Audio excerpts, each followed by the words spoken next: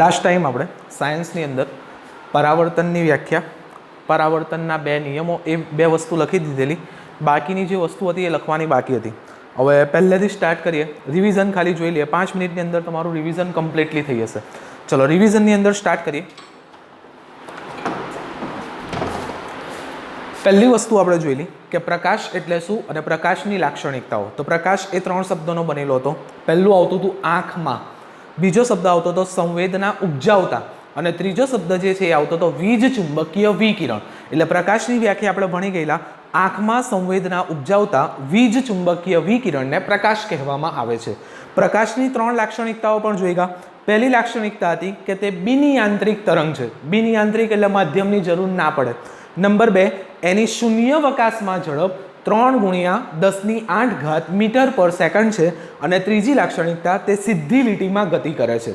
એટલે 3 લાક્ષણિકતાઓ એની પતી ગઈ. ત્યાર પછી બધી થિયરીઓ આવી. થિયરીમાં 3 વસ્તુ આવી: શોષણ, પરાવર્તન અને વક્રીભવન. શોષણ એ આપણા સિલેબસની અંદર હતું નહીં, આપણે અંદર પરાવર્તન અને વક્રીભવન છે. તો પરાવર્તનથી આપણે સ્ટાર્ટ કરેલું. તો પરાવર્તનની વ્યાખ્યા જોઈ લી, એમાં પણ 3 શબ્દ: વસ્તુની સપાટી પરથી પ્રકાશ અથડાઈને પાછા વળવાની ઘટનાને, વસ્તુની સપાટી પરથી પ્રકાશ અથડાઈને પાછા વળવાની ઘટનાને આપણે પરાવર્તન કહેતા હતા. પરાવર્તનના 2 નિયમો પણ જોઈ લીધેલા. એ 2 નિયમોમાં પહેલા આકૃતિ દોરતા હતા. આકૃતિમાં નીચે રંગવાળી સપાટી, ઉપર તમારી સમતલ સપાટી, ઉપર એક વી દોરતા હતા. એ વીના 2 ભાગ કરી નાખવાના, એક લંબ દોરવાનું. હવે નામકરણ જોઈ લો. નામકરણ આ જે છે એ આપાત થાય છે, એટલે આને નામ આપી દઉં આપાત કિરણ. આ પરાવર્તન થઈને અથડાઈને પાછું જાય છે, એટલે આને નામ આપી દઉં પરાવર્તિત કિરણ. આ જે વસ્તુ છે એને કહેવામાં આવે આપાત બિંદુ. અને આ મેં લંબ દોર્યો છે. ક્યાં લંબ દોર્યો છે? તો આપાત બિંદુએ સપાટીને દોરેલ લંબ. આપાત બિંદુએ સપાટીને દોરેલ લંબ. એટલે આટલી વસ્તુ આવતી હતી. એના પછી આ ખૂણો છે, તો ખૂણાને નામ આપતા હતા થીટા આઈ. ખૂણો છે એટલે થીટા અને આઈ એટલે આપાત કિરણ જે છે એને ઇંગ્લિશમાં ઇન્સિડન્સ કહેતા હતા, એટલે થીટા આઈ.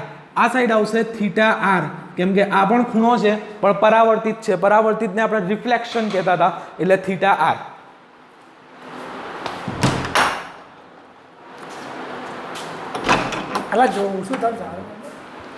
એટલે આપાત કિરણ જે છે એને આપણે કહેતા હતા થીટા આઈ અને પરાવર્તિત જે કિરણ છે એને આપણે કહેતા હતા થીટા આર. તો આપણે 2 નિયમો ભણી ગયેલા. પહેલો નિયમ હતો થીટા આઈ બરાબર થીટા આર, કે તમારો જે આપાત કોણ છે, આ તમારો આપાત કોણ, આપાત કોણ અને પરાવર્તન કોણ બંને સમાન હોય. આપાત કોણ અને પરાવર્તન કોણ બંને સમાન હોય. હવે 3 જે શબ્દો હતા આપણા એ આપાત કિરણ, પરાવર્તિત કિરણ અને આપાત બિંદુએ સપાટીને દોરેલ લંબ. આ 3 એક જ સમતલમાં આવેલા હોય. એટલે આપણા 2 નિયમો થઈ ગયા. પહેલો નિયમ આપાત કોણ અને પરાવર્તન કોણ બંને સમાન હોય છે. બીજો નિયમ આપાત કિરણ, પરાવર્તિત કિરણ અને આપાત બિંદુએ સપાટીને દોરેલ લંબ એ 3 જે છે એ એક જ સમતલમાં આવેલા હોય છે. આપણા 2 નિયમો પૂરા. એના પછી આપણે પરાવર્તનના 2 પ્રકારો જોઈલા. પહેલો પ્રકાર હતો નિયમિત પરાવર્તન અને બીજો પ્રકાર હતો અનિયમિત પરાવર્તન. હવે નિયમિત પરાવર્તન અને અનિયમિત પરાવર્તન બંનેની વચ્ચે ફરક શું છે એ જોઈ લો. તો નિયમિત પરાવર્તન, તો પરાવર્તન શાના દ્વારા થાય? તો લીસી સપાટી દ્વારા થાય. જો લીસી સપાટી દ્વારા પરાવર્તન થતું હોય તો એને નિયમિત પરાવર્તન કહેવાય. અને જો ખરબચડી અથવા તો રફ સપાટી દ્વારા પરાવર્તન થતું હોય તો એને અનિયમિત પરાવર્તન કહેતા હતા. નિયમિત પરાવર્તન એટલે સીધી સપાટી હોય, લીસી સપાટી, સ્મૂથ કહેવાય. સ્મૂથ સપાટી અથવા તો લીસી સપાટી દ્વારા જે પરાવર્તન થતું હોય એને નિયમિત પરાવર્તન કહેવામાં આવે. અને જો ખરબચડી સપાટી દ્વારા પરાવર્તન થતું હોય તો એને અનિયમિત પરાવર્તન કહેવામાં આવે છે.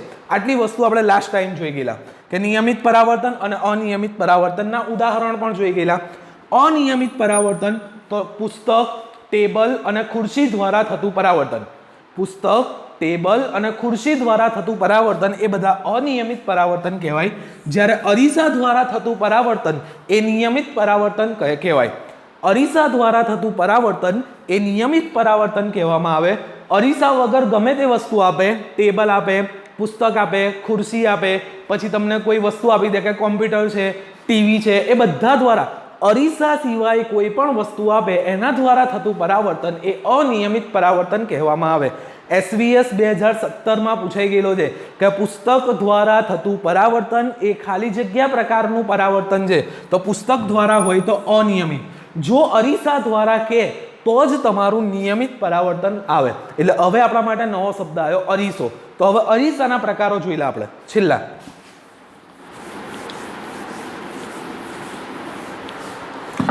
અરીસાના આપણે મુખ્ય બે પ્રકારો જોઈ લા.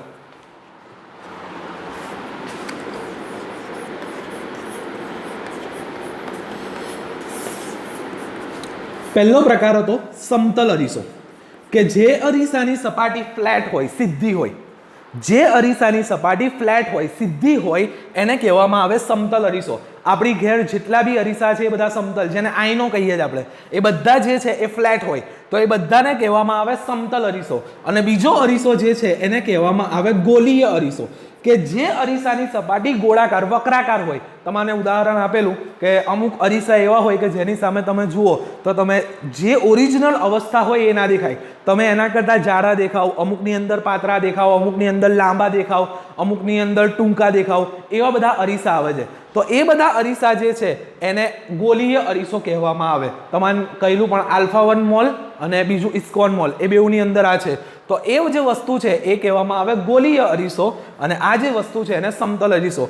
ગોલીય અરીસાના પણ પાછા બે ભાગ જોઈ લે આપણે, અંતર્ગોળ અરીસો અને બહિર્ગોળ અરીસો. અંતર્ગોળ અને બહિર્ગોળ. અંતર્ગોળ એ પણ આપણે જોઈ ગયેલું કે અંતર્ગોળ એટલે જુઓ, પહેલો શબ્દ અ થી સ્ટાર્ટ થાય છે, તો અ આપણે લખવો હોય તો અરીસામાં અ લખવા માટે એટલે આ રીતનું આગળ જઈએ તો આપણે આ રીતનું જ લઈ લઈએ, અને પાછળની સપાટી જે છે એ રંગવારી લઈ લઈએ. આ તમારી જે છે એ રંગવારી, તો અંદરની સપાટી જે છે એ તમારી આવશે પરાવર્તક સપાટી. તો જે અરીસાની હવે વ્યાખ્યા છે, અંતર્ગોળ અરીસાની વ્યાખ્યા છે એટલે કમ્પ્લીટલી જોજો. તો જે અરીસાની અંદરની સપાટી પરાવર્તક હોય, જે અરીસાની અંદરની સપાટી એટલે આ સપાટી, તો જે અરીસાની અંદરની સપાટી પરાવર્તક હોય તે અરીસાને અંતર્ગોળ અરીસો કહેવામાં આવે. ચલો હવે જુઓ બહિર્ગોળ અરીસો. તો બહિર્ગોળની અંદર બ કઈ રીતના સ્ટાર્ટ થશે, તો આ રીતનો બહિર્ગોળ સ્ટાર્ટ થશે. બ લખવો હોય તો આ રીતના જશે, તો આ બહિર્ગોળ. તો જે અરીસાની બહારની સપાટી પરાવર્તક હોય, જે અરીસાની બહારની સપાટી પરાવર્તક હોય તેને બહિર્ગોળ અરીસો કહેવામાં આવે. એટલે બહારની સપાટી પરાવર્તક તો અંદરની રંગવારી આવશે, તો આ રંગવારી જે છે એને ડેશ ડેશ તરીકે દર્શાવી દઈએ. તો આ આકૃતિ જે છે એ અંતર્ગોળ અરીસાની થઈ, અને આ આકૃતિ જે છે એ બહિર્ગોળ અરીસાની થઈ.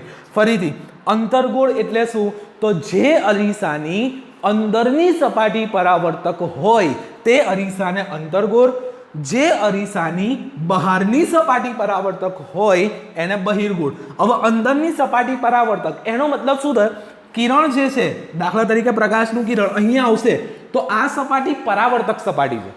પરાવર્તક સપાટી શું કરશે, કિરણ આવશે ને અથડાઈને પાછું કાઢશે. એટલે અહીંયાથી પ્રકાશનું કિરણ આવશે તો અથડાઈને પાછું જશે.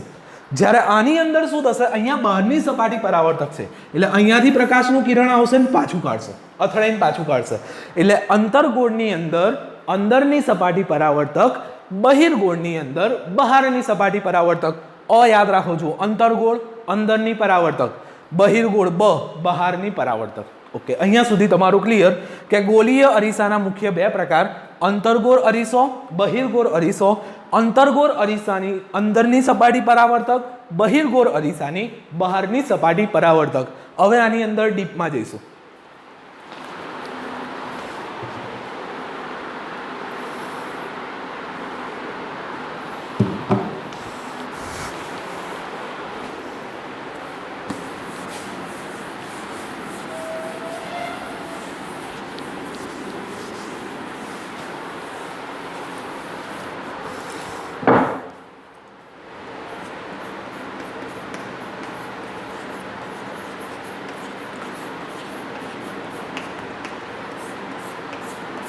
ચલો હવે આની અંદર ડીપમાં જઈએ. ગોલીય અરીસો બે ભાગ આપણે પાડી દીધા, અંતર્ગોળ અને બહિર્ગોળ. હવે મોસ્ટ આઈએમપી 3 માર્ક્સ માટે વ્યાખ્યાઓ. 3 માર્ક્સમાં નામ પૂછાય તો કદાચ 2 માર્ક્સમાં પણ પૂછાઈ જાય, અલગ અલગ વ્યાખ્યાઓ તમને કહી દે. આપણે હવે અરીસામાં 6 વ્યાખ્યાઓ ભણવાની છે. અરીસો જે છે એની અંદર 6 વ્યાખ્યાઓ ભણવાની છે. એ 6 વ્યાખ્યાઓમાં જે શબ્દ આવશે ને એ શબ્દ આખા ચેપ્ટરની અંદર યુઝ થશે.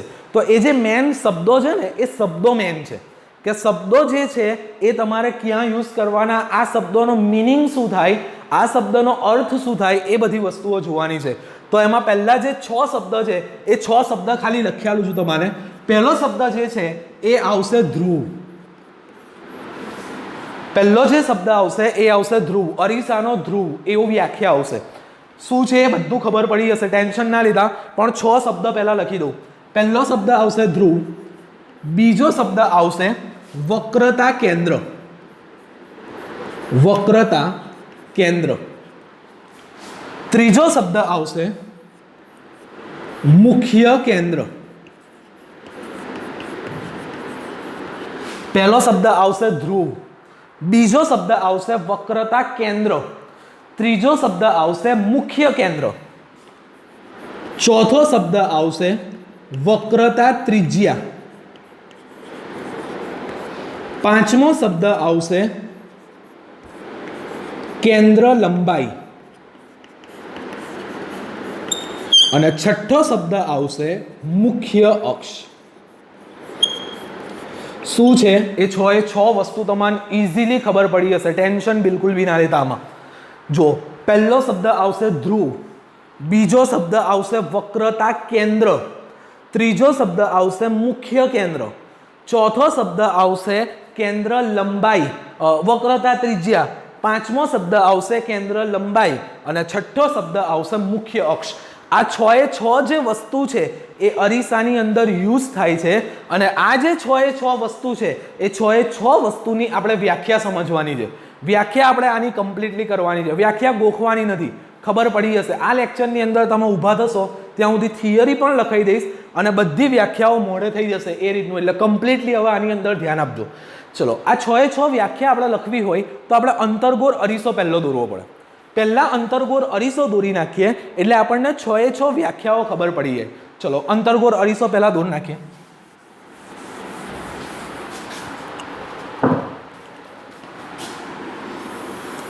માની લો આ કોઈ અંતર્ગોળ અરીસો છે.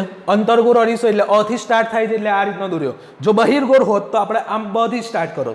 આ અંતર્ગોળ અરીસો છે તો હવે અંતર્ગોળ અરીસામાં શું આવશે, અંદરની જે સપાટી છે એ પરાવર્તક સપાટી હશે. તો બહારની સપાટી એ કેવી આવશે, રંગવાળી આવશે. આ બહારની જે સપાટી છે એ તમારી આવશે રંગવાળી. તો બહારની સપાટી રંગવાળી કરી દીધી. તો હવે આ જે ભાગ છે, હવે હું જે ડાર્ક ભાગ કરું છું એ જુઓ, અંદરની સપાટી. તો આ જે અંદરની સપાટી છે એ તમારી આવશે પરાવર્તક. અંદરની જે સપાટી છે એ પરાવર્તક સપાટી કહેવાય કે જેની અંદરથી તમારું પરાવર્તન થઈને પાછું જશે. તો આ જે પરાવર્તક સપાટી છે એના કેન્દ્રને, આ જે પરાવર્તક સપાટી છે એના કેન્દ્રને, એટલે કેન્દ્ર એટલે વચ્ચેનો ભાગ આવશે. આખો માની લો કે આખો અંતર્ગોળ અરીસો છે તો આ અરીસાનો જે મધ્ય બિંદુ આવે કે જે એનું કેન્દ્ર થાય, આખો જે અંતર્ગોળ સપાટી અંતર્ગોળ અરીસો છે એની પરાવર્તક સપાટી, તો પરાવર્તક સપાટીનું હું કેન્દ્ર લઉં એટલે કે વચ્ચેનો ભાગ લઉં તો એ જે વચ્ચેનો પોઈન્ટ છે એને કહેવામાં આવે ધ્રુવ. પહેલી વ્યાખ્યા સમજો ફરી. અંતર્ગોળ અરીસામાં કઈ સપાટી લીધી મેં? રંગવાળી સપાટી નથી લીધી મેં. કઈ સપાટી લીધી? પરાવર્તક સપાટી. તો પરાવર્તક જે સપાટી છે એના કેન્દ્રને એટલે કે વચ્ચેનો જે પોઈન્ટ છે, સેન્ટર પોઈન્ટ, આખું દોરું તો એમાં જે વચ્ચેનો પોઈન્ટ છે એ, દાખલા તરીકે આપણે વર્તુળ દોરીએ તો એમાં કેન્દ્ર જે આવે એ વચ્ચેનો પોઈન્ટ કહેવાય. તો આ પરાવર્તક સપાટી છે આ એનું કેન્દ્ર થઈ. તો હવે આની માર વ્યાખ્યા બનાવવી હોય તો વ્યાખ્યા શું બને એ જુઓ. તો અંતર્ગોળ અરીસો અથવા તો ગોલીય અરીસો, ગોલીય અરીસાની પરાવર્તક સપાટીના કેન્દ્રને ધ્રુવ કહેવામાં આવે છે. ફરીથી શું કહું છું, ધ્યાનથી જોજો. ગોલીય અરીસો, અંતર્ગોળ અરીસો એ ગોલીય અરીસો કહેવાય. તો ગોલીય અરીસાની પરાવર્તક સપાટી ના કેન્દ્રને ધ્રુવ કહેવામાં આવે છે. વ્યાખ્યા ગોખવાની જરૂર નથી. ફરીથી જુઓ, ગોલીય અરીસાની કઈ સપાટી? પરાવર્તક સપાટી. ગોલીય અરીસાની પરાવર્તક સપાટીના કોને? તો કેન્દ્રને. ગોલીય અરીસાની પરાવર્તક સપાટીના કેન્દ્રને શું કહેવામાં આવે છે? ધ્રુવ કહેવામાં આવે છે. પહેલી વ્યાખ્યા આપણી પૂરી થઈ. ફરીથી હવે ગોલીય અરીસાની પરાવર્તક સપાટીના કેન્દ્રને ધ્રુવ કહેવામાં આવે છે. ધ્રુવ જે છે એને ઇંગ્લિશમાં કહેવામાં આવે પોલ. પોલ કહેવામાં આવે. દાખલા તરીકે તમે લોકો 7મા 8મા 9મા ભણી ગયા, ચુંબકના બે ધ્રુવો હોય, એક દક્ષિણ ધ્રુવ હોય અને એક તમારો જે છે એ ઉત્તર ધ્રુવ. તો દક્ષિણ ધ્રુવને આપણે કહેતા હતા સાઉથ પોલ. તો દક્ષિણ એટલે સાઉથ અને ધ્રુવ એટલે પોલ કહેવામાં આવે. ઉત્તર ધ્રુવ તો એને કહેતા હતા નોર્થ પોલ. ઉત્તર એટલે નોર્થ આવ્યું અને ધ્રુવ એટલે પોલ. તો ધ્રુવ જે છે એને ઇંગ્લિશમાં કહેવામાં આવે પોલ. આખો શબ્દ યાદ ના રહે તો આપણા માટે કોઈ જ વાંધો નહીં, પણ પહેલો અક્ષર યાદ રાખજો. પોલ માટે પી આવશે. એટલે ધ્રુવ જે છે એને શાના વડે દર્શાવાય? પી વડે દર્શાવાય. પહેલી વ્યાખ્યા આપણી પૂરી થઈ. ધ્રુવની વ્યાખ્યા. ધ્રુવની વ્યાખ્યા શું આવી? ફરીથી જુઓ.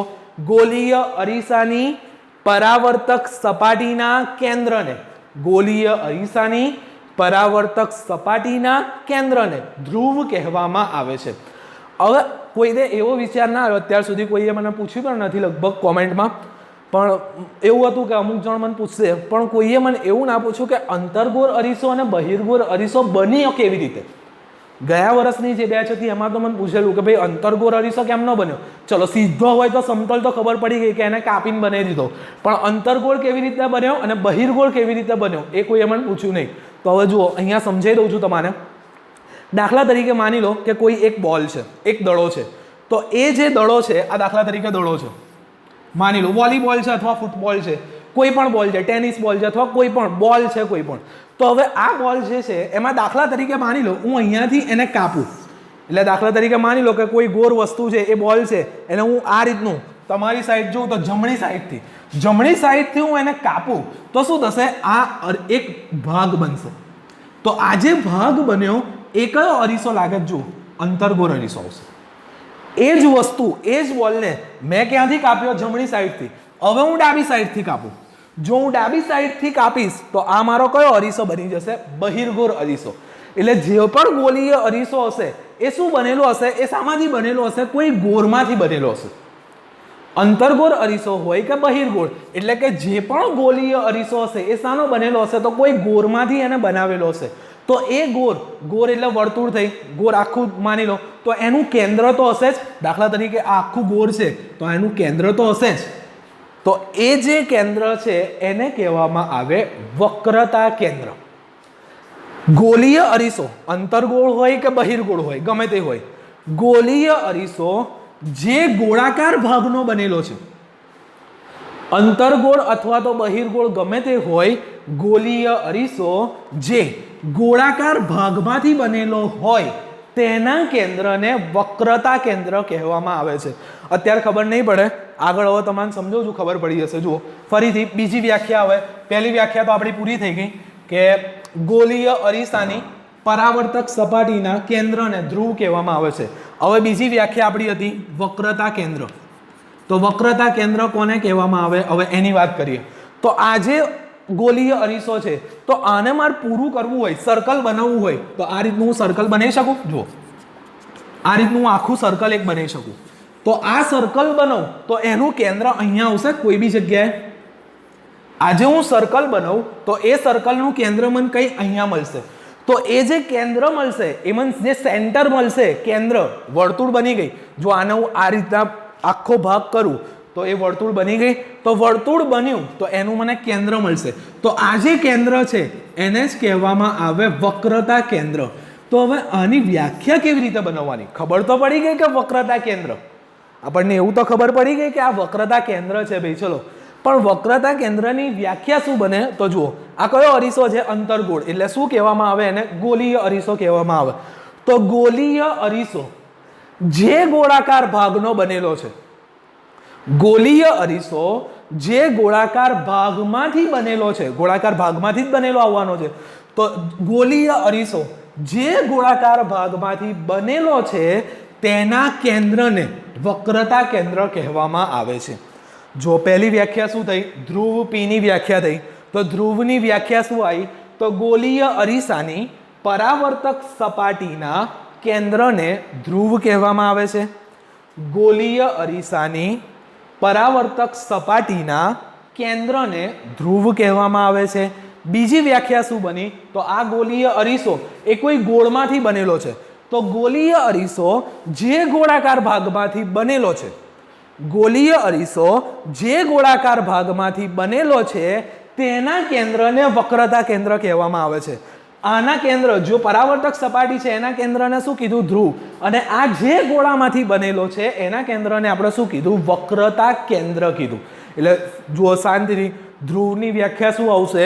ગોલીય અરીસાની પરાવર્તક સપાટીના કેન્દ્રને ધ્રુવ. જ્યારે ગોલીય અરીસો જે ગોળાકારમાંથી બનેલો છે એ ગોળાકારના કેન્દ્રને શું કહેવામાં આવે છે? વક્રતા કેન્દ્ર. હવે અહીંયા શબ્દ આવ્યો છે કેન્દ્ર. કેન્દ્રને આપણે ઇંગ્લિશમાં શું કહીએ છીએ? સેન્ટર કહીએ છીએ.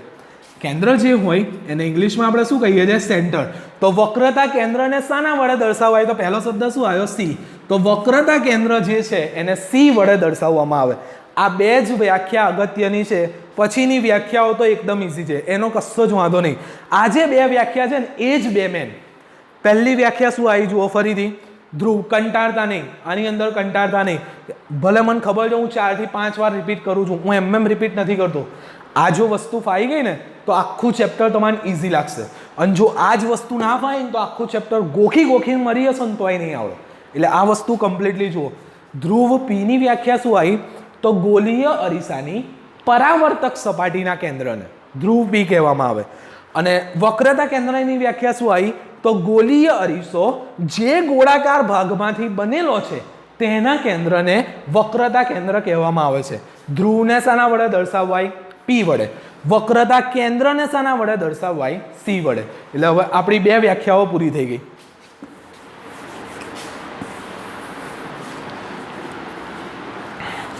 પહેલી વ્યાખ્યા આવી ધ્રુવ પી, બીજી વ્યાખ્યા આવી વક્રતા કેન્દ્ર સી, જેને આપણે સી વડે દર્શાવીએ છીએ. એટલે આ આવી ગઈ વક્રતા કેન્દ્ર. બે વ્યાખ્યા પૂરી થઈ. ધ્રુવ પૂરું થઈ, બીજી વ્યાખ્યા આવી વક્રતા કેન્દ્ર. ત્રીજી વ્યાખ્યા એકદમ ઇઝી, કોઈ મગજમારી નહીં.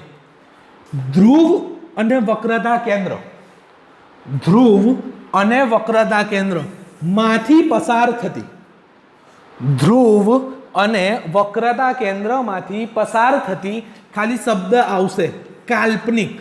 આપણે પસાર નથી કરવાની, આપણે ખાલી કલ્પના કરવાની છે કે પી અને સી માંથી પસાર થાય છે કોઈ લાઈન. દાખલા તરીકે માની લો કે આપણે એવું વિચારીએ કે મારે આ વસ્તુ કરવું છે, તો જે વસ્તુ આપણે હજુ કર્યું નથી પણ આપણા વિચાર છે કે આ વસ્તુ કરવી છે, આપણી ઈચ્છા છે, તો એને કહેવામાં આવે કલ્પના. તો બસ આપણે એ જ વસ્તુ કરવાની છે કે ધ્રુવ પી અને ધ્રુવ સી માંથી પસાર થતી એક લાઈન વિચારો. તો વિચારો એટલે શું કહેવામાં આવે? આપણે કલ્પના કરી. તો એ જે રેખા છે એને શું કહેવામાં આવે? કાલ્પનિક. આપણે પસાર નથી કરી, આપણે ખાલી કલ્પના કરીએ છીએ કે પી અને સી માંથી એક રેખા પસાર થાય છે, તો આપણી કલ્પના થઈ. તો એ રેખા જે છે, રેખા આપણે દોરીએ છીએ, કલ્પના કરીએ છીએ, તો એ રેખાને શું કહેવામાં આવે?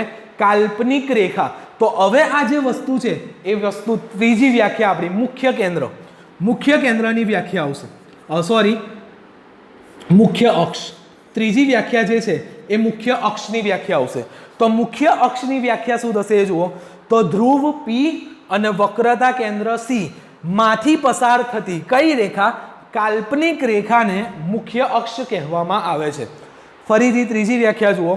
ધ્રુવ પી અને વક્રતા કેન્દ્ર સી માંથી પસાર થતી કાલ્પનિક રેખાને મુખ્ય અક્ષ કહેવામાં આવે છે. ત્રણ વ્યાખ્યાઓ આપણી પૂરી થઈ. પહેલી વ્યાખ્યા આવી ધ્રુવની. ધ્રુવની વ્યાખ્યા શું આવી?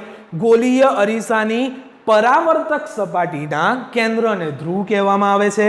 બીજી વ્યાખ્યા કોની આવી? વક્રતા કેન્દ્ર.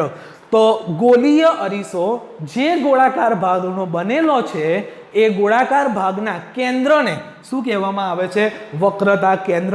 અને ત્રીજી પી અને સી માંથી પસાર થતી કેવી રેખા? કાલ્પનિક રેખા. પી અને સી માંથી પસાર થતી કાલ્પનિક રેખાને શું કહેવામાં આવે? મુખ્ય અક્ષ કહેવામાં આવે. એટલે આ જે આપણે રેખા દોરીએ છીએ એને કહેવામાં આવે મુખ્ય અક્ષ. ત્રણ વ્યાખ્યાઓ આપણી પૂરી થઈ ગઈ. આપણી જે ત્રણ વ્યાખ્યાઓ છે એ ત્રણ વ્યાખ્યા પૂરી થઈ ગઈ. હવે ચોથી વ્યાખ્યા એકદમ ઇઝી. પી અને સી મુખ્ય ધ્રુવ અને વક્રતા કેન્દ્ર બંને વચ્ચેનું જે અંતર છે, આ જે અંતર છે, તો હવે માની લો આપણું ગોળ હોત, આખું ગોળ બનેલું હોત, તો આ કેન્દ્ર છે, તો કેન્દ્રથી વર્તુળ પરના કોઈ પણ અંતરને આપણે શું કહીએ છીએ? તો આપણને ખબર છે, ત્રિજ્યા કહેવાય. આખું ગોળ બનાવી દઉં, હું વર્તુળ બનાવી દઉં, તો આ મારી શું થઈ જાય? ત્રિજ્યા થઈ જાય ને. તો હવે ત્રિજ્યા પણ આપણે કેન્દ્રને એક સ્પેશિયલ નામ આપ્યું. શું નામ આપ્યું? વક્રતા કેન્દ્ર. આપણે કેન્દ્ર એકલું નથી કહ્યું, વક્રતા કેન્દ્ર.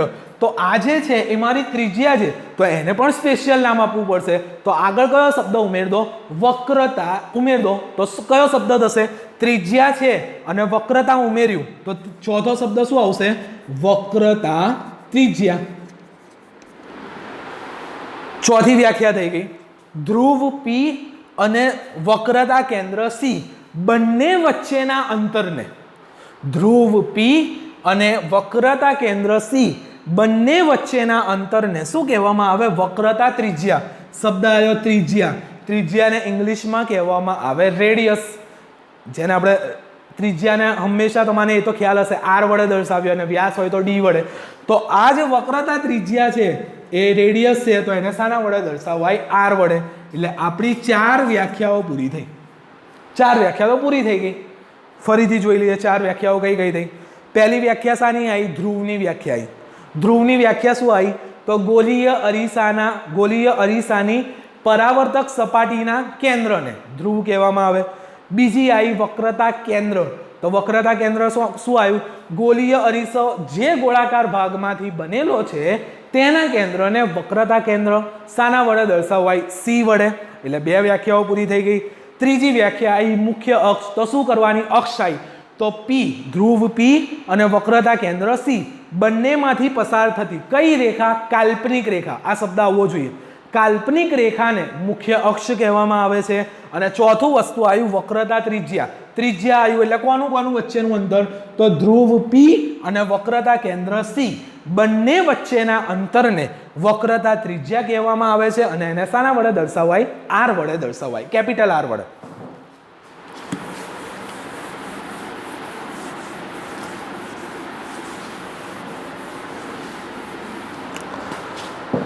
ચલો આકૃતિ ફરી દોરીએ. એક અંતર્ગોળ અરીસો, બહારની સપાટી રંગવાળી, અંદરની સપાટી પરાવર્તક. પરાવર્તક સપાટીના કેન્દ્રને શું નામ આપ્યું આપણે? ધ્રુવ. ધ્રુવ એટલે આપણે હવે એને જેના વડે દર્શાવાય ને એ જ કરીશું. હવે આવડવું જોઈએ. ધ્રુવને શાના વડે દર્શાવી? પી. આ જે ગોલીય અરીસો છે એ જે ગોળાકાર ભાગનો બનેલો છે તેના કેન્દ્રને, એટલે પીની સામે એક કોઈ પોઈન્ટ લઈ લો. પી જે છે એની બિલકુલ સામે એક પોઈન્ટ લઈ લો, જેને નામ આપો સી. પી અને સી માંથી પસાર થતી એક કાલ્પનિક રેખા, એને શું કહેવામાં આવે? મુખ્ય અક્ષ. પી અને સી વચ્ચેનું અંતર એને શું કહેવામાં આવે? વક્રતા ત્રિજ્યા, જેને શાના વડે દર્શાવાય? આર વડે, કેપિટલ આર વડે. એટલે 4 વ્યાખ્યાઓ આપણી પૂરી થઈ ગઈ. આ ધ્રુવ છે, આ વક્રતા કેન્દ્ર સી છે, પી અને સી માંથી પસાર થતી આ રેખા જે છે કાલ્પનિક રેખા, એને મુખ્ય અક્ષ કહી દીધું. એટલે એ ત્રીજી વ્યાખ્યા. અને ચોથી વ્યાખ્યા, પી અને સી વચ્ચેના અંતરને શું કહેવાય? વક્રતા ત્રિજ્યા આર. વક્રતા ત્રિજ્યા આર. એટલે 4 વ્યાખ્યાઓ પૂરી થઈ આપણી. કમ્પ્લીટ આટલી વસ્તુ. હવે 2 વસ્તુ, 2 માંથી એક વસ્તુ શીખો એટલે 6ઠ્ઠી વ્યાખ્યા આપણને ખબર પડી ગઈ. ચલો અહીંયા સુધી ક્લિયર.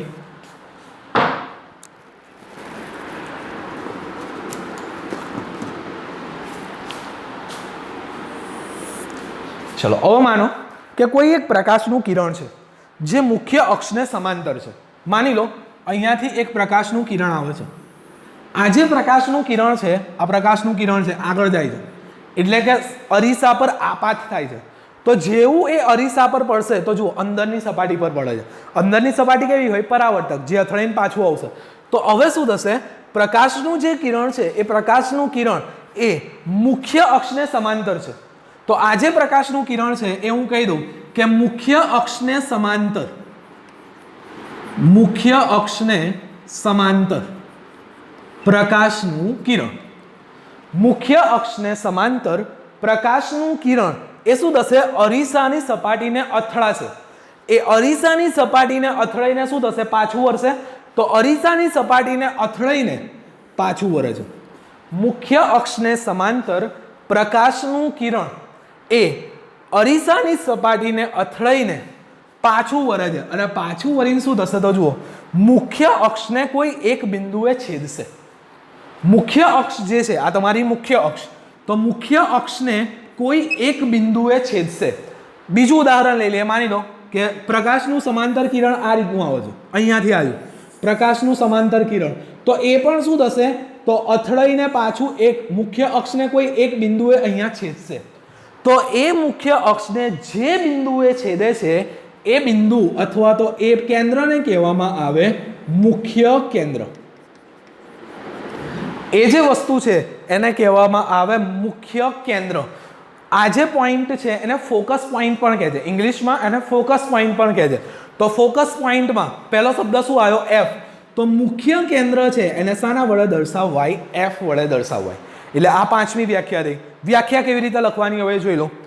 તો મુખ્ય અક્ષને સમાંતર પ્રકાશનું કિરણ, મુખ્ય અક્ષને સમાંતર પ્રકાશનું કિરણ અરીસાની સપાટીને અથડાઈને મુખ્ય અક્ષને જે બિંદુમાં છેદે એ બિંદુને મુખ્ય કેન્દ્ર કહેવામાં આવે. ફરીથી જુઓ, મુખ્ય અક્ષ આ મુખ્ય અક્ષ છે તો આ સમાંતર છે, તો મુખ્ય અક્ષને સમાંતર પ્રકાશનું કિરણ અરીસાને અથડાઈને મુખ્ય અક્ષને જે બિંદુમાં છેદે એ બિંદુને મુખ્ય કેન્દ્ર કહેવામાં આવે છે. મુખ્ય અક્ષને સમાંતર પ્રકાશનું કિરણ અરીસાને અથડાઈને મુખ્ય અક્ષને જે બિંદુમાં છેદે, આ મુખ્ય અક્ષ છે તો મુખ્ય અક્ષને જે બિંદુમાં છેદે એ બિંદુને મુખ્ય કેન્દ્ર કહેવામાં આવે છે. અને મુખ્ય કેન્દ્રને શાના વડે દર્શાવવાય એફ વડે. કેમ તો ફોકસ કહેવામાં આવે ને, એટલે એફ વડે દર્શાવાય. અહીંયા જુઓ આ શું છે તો પ્રકાશનું કિરણ એ કેવું છે તો મુખ્ય અક્ષને સમાંતર, તો હું આને નામ આપી દઉં મુખ્ય અક્ષને સમાંતર પ્રકાશનું કિરણ. તો હવે લખાઈશું જુઓ મુખ્ય અક્ષને સમાંતર પ્રકાશનું કિરણ અરીસાને અથડાઈને મુખ્ય અક્ષના જે બિંદુએ છેદે એ બિંદુને મુખ્ય કેન્દ્ર કહેવામાં આવે છે. મુખ્ય અક્ષને સમાંતર પ્રકાશનું કિરણ અરીસાની સપાટીને અથડાઈને મુખ્ય અક્ષના જે બિંદુએ છેદે એને મુખ્ય કેન્દ્ર કહેવામાં આવે છે. મુખ્ય કેન્દ્રને શાના વડે દર્શાવાય એફ વડે. 5 વ્યાખ્યાઓ પૂરી. છેલ્લી વ્યાખ્યા હતી હવે આપણી કેન્દ્ર લંબાઈ. તો કેન્દ્ર લંબાઈ તો સીધું જ છે, લંબાઈ છે. તો શું કરવાનું, પી અને એફ વચ્ચેના અંતરને કેન્દ્ર લંબાઈ કહેવામાં આવે છે. પી શું છે ધ્રુવ, એફ શું છે મુખ્ય કેન્દ્ર. તો હવે આપણે શાબ્દિક રૂપે લખવું હોય તો શું લખાય તો ધ્રુવ પી અને મુખ્ય કેન્દ્ર એફ બંને વચ્ચેના અંતરને કેન્દ્ર લંબાઈ કહેવામાં આવે છે. કેન્દ્ર લંબાઈને પણ એફ વડે દર્શાવવામાં આવે. મુખ્ય કેન્દ્રને પણ એફ વડે અને કેન્દ્ર લંબાઈને પણ એફ વડે દર્શાવવામાં આવે. 6 વ્યાખ્યાઓ પૂરી થઈ ગઈ આપણી. હજુ પણ કન્ફ્યુઝન છે ખબર છે, ફરીથી એકવાર રિપીટ કરું એટલે બધું કન્ફ્યુઝન દૂર થઈ જશે. ચલો પહેલી વ્યાખ્યા શું આવી તો ધ્રુવ. ધ્રુવની વ્યાખ્યા શું આવે તો ગોલીય અરીસાની પરાવર્તક સપાટીના કેન્દ્રને ધ્રુવ પી કહેવામાં આવે છે. પહેલી વ્યાખ્યા ક્લિયર. ચલો બીજી વ્યાખ્યા, ગોલીય અરીસો જે ગોળાકાર ભાગનો બનેલો છે અથવા તો જે ગોળાકાર ભાગમાંથી બનેલો છે તે ગોળાકારના કેન્દ્રને શું કહેવામાં આવે વક્રતા કેન્દ્ર. 2 વ્યાખ્યાઓ પૂરી. ધ્રુવને પી વડે દર્શાવાય, વક્રતા કેન્દ્રને સી વડે દર્શાવાય. 2 વ્યાખ્યાઓ પૂરી. હવે પી અને સી મળી ગઈ તો પી અને સી માંથી એક રેખા પસાર કરો. કેવી રેખા કાલ્પનિક રેખા. તો પી અને સી માંથી પસાર થતી કાલ્પનિક રેખાને શું કહેવાય મુખ્ય અક્ષ. ત્રીજી વ્યાખ્યા બની ગઈ. ચોથી વ્યાખ્યા, પી અને સી વચ્ચેના અંતરને ધ્રુવ અને વક્રતા કેન્દ્ર વચ્ચેના અંતરને વક્રતા ત્રિજ્યા કહેવામાં આવે. શાના વડે દર્શાવવાય કેપિટલ આર વડે. એટલે વક્રતા ત્રિજ્યા. ચોથી વ્યાખ્યા પૂરી થઈ ગઈ. 5મી વ્યાખ્યા આવશે હવે મુખ્ય કેન્દ્ર. તો મુખ્ય કેન્દ્ર માટે હવે યાદ રાખવું પડશે ખાલી. તો શું આવશે મુખ્ય અક્ષને સમાંતર પ્રકાશનું કિરણ અરીસાની સપાટીને અથડાઈને મુખ્ય અક્ષના જે બિંદુમાં છેદે એ બિંદુને શું કહેવામાં આવે મુખ્ય કેન્દ્ર. મુખ્ય અક્ષને સમાંતર પ્રકાશનું કિરણ, આ શબ્દ ખાલી યાદ રાખજો. આ યાદ રહેશે ને તો આખી વ્યાખ્યા યાદ રહી જશે. મુખ્ય અક્ષને સમાંતર પ્રકાશનું કિરણ અરીસાની સપાટીને અથડાઈને મુખ્ય અક્ષના જે બિંદુએ છેદે એ બિંદુને મુખ્ય કેન્દ્ર કહેવામાં આવે. મુખ્ય કેન્દ્રને શાના વડે દર્શાવાય? એફ. કેમ? ફોકસના લીધે. એટલે મુખ્ય કેન્દ્રની વ્યાખ્યા પૂરી 5. હવે સીધું બંને વચ્ચેના અંતરને શું કહેવામાં આવે?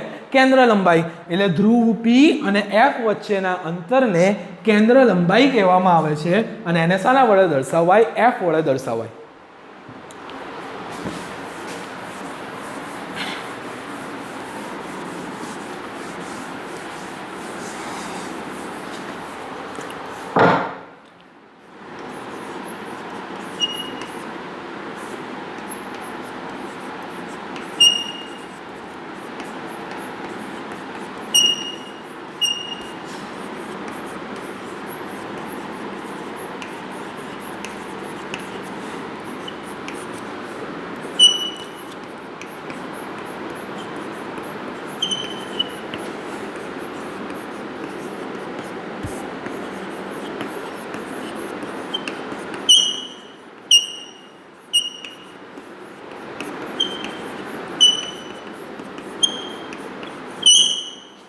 ચલો 6 વસ્તુ જોઈ ગયા.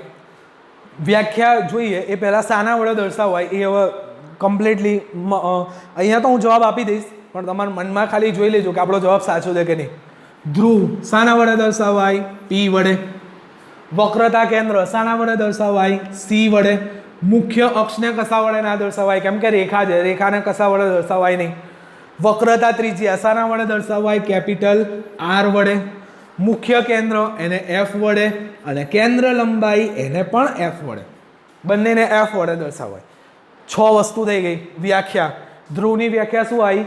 ગોલીય અરીસાની પરાવર્તક સપાટીના કેન્દ્રને ધ્રુવ કહેવામાં આવે. વક્રતા કેન્દ્ર સીની વ્યાખ્યા ગોલીય અરીસો જે ગોળાકાર ભાગમાંથી બનેલો છે એ ગોળાકાર ભાગના કેન્દ્રને વક્રતા કેન્દ્ર કહેવામાં આવે. મુખ્ય અક્ષ પી અને સી માંથી પસાર થતી રેખાને શું કહેવામાં આવે? મુખ્ય અક્ષ. વક્રતા ત્રિજ્યા પી અને સી બંને વચ્ચેના અંતરને વક્રતા ત્રિજ્યા કહેવામાં આવે છે જેને આર વડે દર્શાવાય. મુખ્ય કેન્દ્ર કયો શબ્દ યાદ રાખવાનો? તો મુખ્ય અક્ષને સમાંતર પ્રકાશનું કિરણ અરીસાને અથડાઈને મુખ્ય અક્ષને જે બિંદુમાં છેદે એને મુખ્ય કેન્દ્ર કહેવામાં આવે. એફ વડે દર્શાવાય. અને છેલ્લે પી અને એફ વચ્ચેના અંતરને કેન્દ્ર લંબાઈ કહેવામાં આવે છે જેને એફ વડે દર્શાવવામાં આવે. ચલો આ તો વસ્તુ હવે શીખી ગયા, આપણે કમ્પ્લીટલી આવડી ગઈ. પણ એક્ઝામમાં પૂછાય તો લખવાનું કેવી રીતે, આકૃતિ કેવી રીતે દોરવાની? તો આકૃતિ આપણે જે રીતના દોરી એ રીતના નહીં. હવે યાદ રાખો શોર્ટ રીત. જો પહેલાં એક અંતર્ગોળ અરીસો દૂર નાખો. અંતર્ગોળ અરીસોમાં શું હશે? બહારની સપાટી જે છે એ કેવી હશે? પરાવર્તક. હવે શું કરો? જે અંતર્ગોળ અરીસો છે ને એના 2 ભાગ પાડી નાખો, 2 સરખા ભાગ. એટલે શું કરો? વચ્ચેથી ભાગ પાડી નાખો, વચ્ચે એક રેખા દોર નાખો. જો ફરીથી અંતર્ગોળ અરીસો તો દોર નાખ્યો. એટલે દાખલા તરીકે માની લો કે તમે 6 લીટીનો અંતર્ગોળ અરીસો દોર્યો માની લો, તો શું કરો? 3 લીટીએ વચ્ચે એક આવી આડી રેખા દોર નાખો. એટલે શું થશે? અંતર્ગોળ અરીસાના 2 ભાગ થઈ જશે. હવે જે 2 ભાગ થયા એમાં આ જે પોઈન્ટ આવ્યો તો એને નામ આપી દો પી. આ જે પોઈન્ટ આવ્યો એને શું નામ આપી દો? પી. પી પછીનું જે બિંદુ, એક બિંદુ રેન્ડમલી લઈ લેવાનું. આમાં એવું નહીં કે તમે બહુ દૂર લો બહુ નજીક, તમારે જે ફાવે ત્યાં લઈ લેવાનું. પી પછી આવશે એફ, પી પછી આવશે એફ, એફ પછી આવશે સી. સમજી લેજો હવે કમ્પ્લીટ. પહેલું આવ્યું પી, પછી આવ્યું એફ અને પછી આવ્યું સી. આ જે રેખા આપણે દોરી એને કયું રેખા કહેવાય? મુખ્ય અક્ષ. ખબર પડી ગઈ ને કમ્પ્લીટ? પહેલું આવ્યું પી, પછી આવ્યું એફ, પછી આવ્યું સી અને જે રેખા છે એને શું કહેવાય? મુખ્ય અક્ષ. હવે પીમાંથી પી થી એફ સુધીનો અંતર એટલે કે ધ્રુવ અને મુખ્ય કેન્દ્ર બંને વચ્ચેના અંતરને આપણે શું કીધું? કેન્દ્ર લંબાઈ. શાના વડે દર્શાવાય? એફ વડે. તો પી અને એફ વચ્ચેનું અંતર મેં લઈ લીધું એફ અને પી અને સી વચ્ચેના અંતરને શું કહેવાય? વક્રતા ત્રિજ્યા. તો એને નામ આપી દો આર. કમ્પ્લીટ ખબર પડી? આકૃતિ આવી રીતે દોરવાની. આકૃતિ ફરીથી જોઈ લો એકવાર. કમ્પ્લીટ ખબર પડે છે કે નહીં એ જોઈ લો. સ્ટેપ બાય સ્ટેપ જાઓ. ચલો પહેલા શું કરવાનું? અંતર્ગોળ અરીસો દૂર નાખો. એની બહારની સપાટી કેવી બતાવી દો? રંગવાળી. અંદરની પરાવર્તક. અંતર્ગોળ અરીસો છે એના શું કરો? 2 સરખા ભાગ કરી નાખો. એટલે એક રેખા દોરો. 2 સરખા ભાગ થઈ ગયા. આ જે રેખા અહીંયા જ્યાં છે એને શું નામ આપો? પી નામ આપો. પી પછી શું આવશે? એફ, એફ પછી શું આવશે? સી. આ રેખા છે એને શું કહેવાય? મુખ્ય અક્ષ.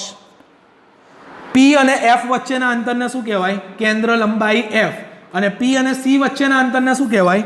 વક્રતા ત્રિજ્યા આર. 6 એ 6 વ્યાખ્યા આકૃતિમાં આવી ગઈ. જુઓ, પહેલી વ્યાખ્યા ધ્રુવ પીની આવી ગઈ, બીજી વ્યાખ્યા વક્રતા કેન્દ્ર સીની આવી ગઈ, ત્રીજી વ્યાખ્યા મુખ્ય અક્ષની આવી ગઈ, ચોથી વ્યાખ્યા વક્રતા ત્રિજ્યા આરની આવી ગઈ, પાંચમી વ્યાખ્યા મુખ્ય કેન્દ્ર એફની આવી ગઈ, અને છઠ્ઠી વ્યાખ્યા કેન્દ્ર લંબાઈ એફની આવી ગઈ. જુઓ, 6 એ 6 વસ્તુ આવી ગઈ. યાદ કેવી રીતે રાખવાનું? કે ભાઈ અહીંયા પી તો ખબર પડશે કે અહીંયા એફ આવે કે અહીંયા એફ આવે, એવું યાદ કેવી રીતે રાખવાનું? તો જુઓ, પફ શબ્દ યાદ રાખો. પફ એમાંય બહુ ખાવજો, એ વસ્તુ બહુ જ ખાવજો તમારા લોકો. એટલે પફ યાદ રાખજો. તો પી પછી તરત શું આવે? પ. પ આવ્યો પછી શું આવશે? તરત ફ. તો ફ એટલે શું આવશે? એફ. એટલે પફ યાદ રાખજો ખાલી. તો પફ, પફ પછી આવશે સી. પફ, પફ પછી આવશે સી.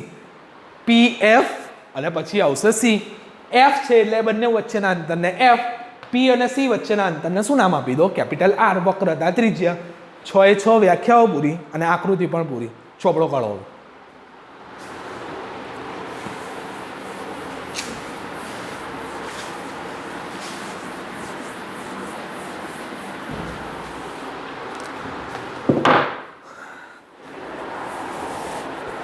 છેલ્લે આપણે પરાવર્તનના નિયમો 2 ભણી ગયેલા, એટલે 2 લખી ગયેલા. હવે એની આગળ હવે પછી એના પછી લખો પરાવર્તનના પ્રકારો. નવો ક્વેશ્ચન કરીને આપજો. પરાવર્તનના પ્રકારો.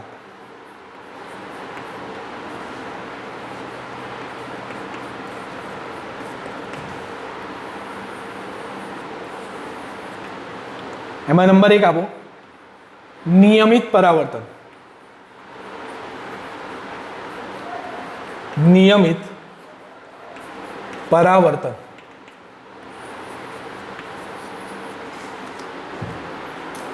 નિયમિત પરાવર્તનની અંદર લખો લીસી સપાટી દ્વારા, લીસી સપાટી દ્વારા થતા પરાવર્તનને, લીસી સપાટી દ્વારા થતા પરાવર્તનને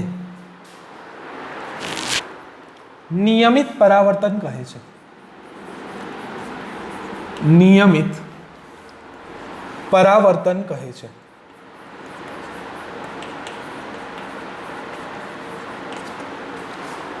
ઉદાહરણ લખો. અરીસા દ્વારા થતું પરાવર્તન. અરીસા દ્વારા થતું પરાવર્તન.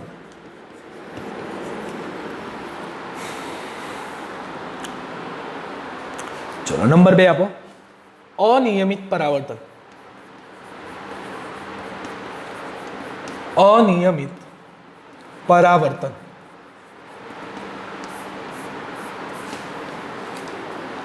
લખો. એમાં ખરબચડી અથવા રફ, ખરબચડી અથવા રફ સપાટી દ્વારા, ખરબચડી અથવા રફ સપાટી દ્વારા થતા પરાવર્તનને, ખરબચડી અથવા રફ સપાટી દ્વારા થતા પરાવર્તનને અનિયમિત પરાવર્તન કહે છે. અનિયમિત પરાવર્તન કહે છે. ઉદાહરણ પુસ્તક, ખુરશી, ટેબલ વગેરે દ્વારા થતું પરાવર્તન. વગેરે દ્વારા થતું પરાવર્તન.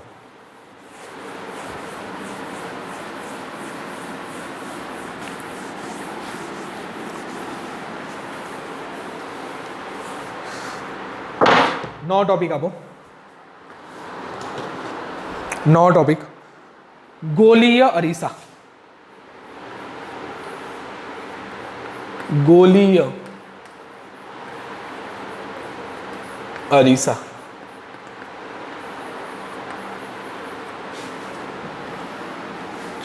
એમાં લખો નંબર 1 ગોલીય અરીસામાં નંબર 1 અંતર્ગોળ અરીસો. અંતર્ગોળ અરીસો ગોલીય અરીસામાં નંબર 1 આપો અંતર્ગોળ અરીસો. વ્યાખ્યા લખો એમાં જે ગોલીય અરીસાની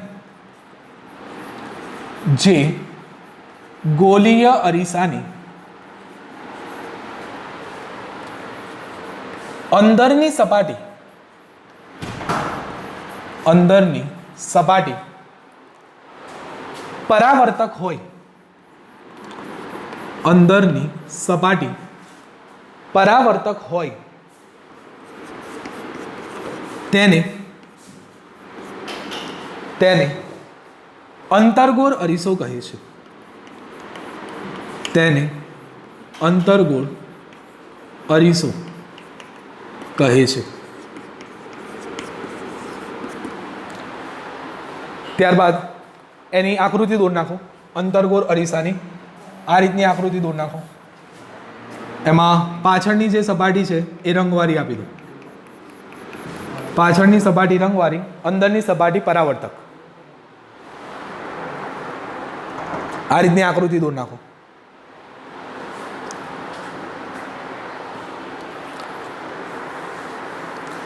નંબર 2 આપો બહિર્ગોળ અરીસો.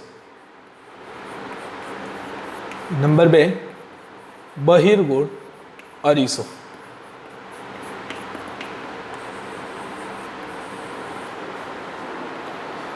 એમાં લખી દો જે ગોલીય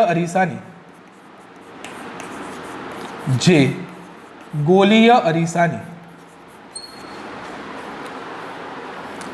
બહારની સપાટી પરાવર્તક હોય, બહારની સપાટી પરાવર્તક હોય તેને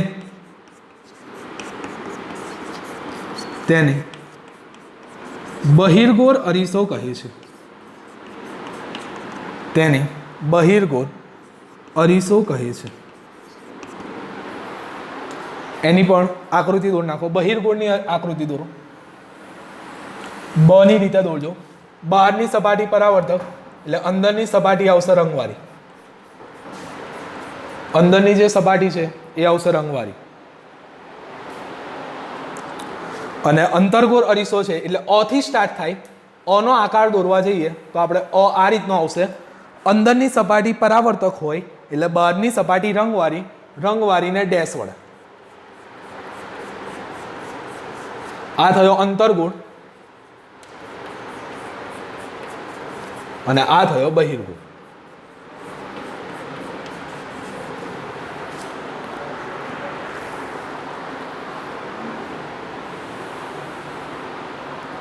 ચલો આન પછીની જે થિયરી 6 વ્યાખ્યાઓ લખાઈ એ પછીના અમે લખાઈ દઈશ તમારે કમ્પ્લીટ. અહીંયા સુધી રાખો અત્યારે.